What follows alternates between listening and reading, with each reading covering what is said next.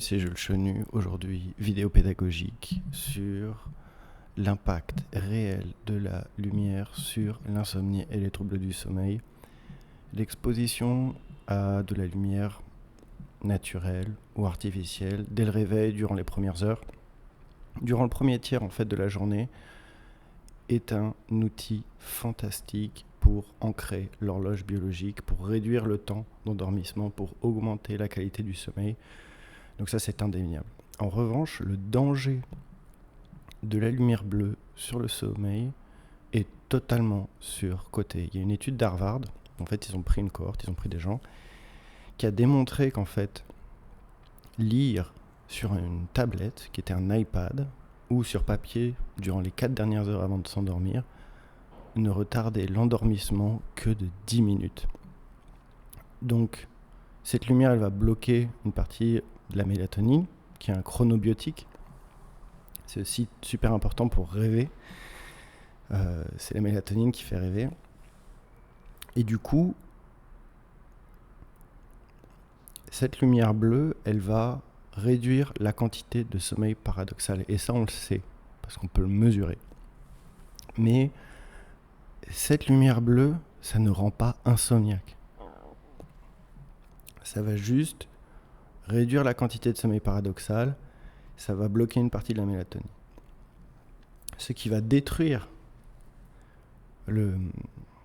l'endormissement, ça va être tout ce qui est la surstimulation cognitive. Ça va être tous les réseaux sociaux, les jeux vidéo, répondre à des messages, commencer à chatter sur WhatsApp avec un pote avant de s'endormir.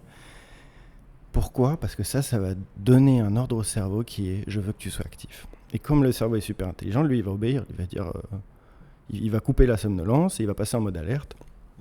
Donc on a le sujet qui est heureux, paisible, qui commence à devenir somnolent, et paf, il va prendre la décision de checker WhatsApp, checker ses mails.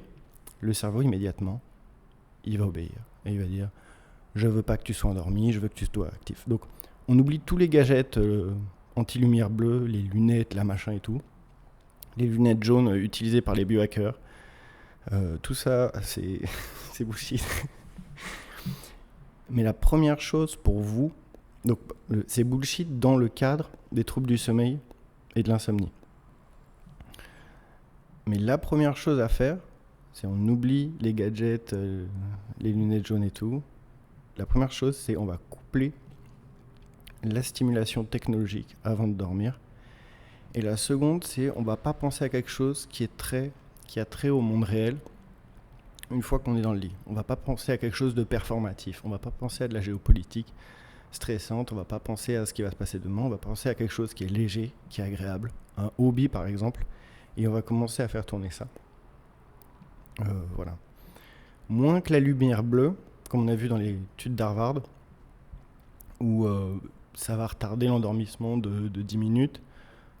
C'est l'engagement cognitif via les réseaux, les messages, les jeux qui va bloquer le système. Et c'est cette surstimulation qui va activer le système nerveux sympathique, le cortisol va masquer la mélatonine et va forcer le cerveau à rester en hypervigilance.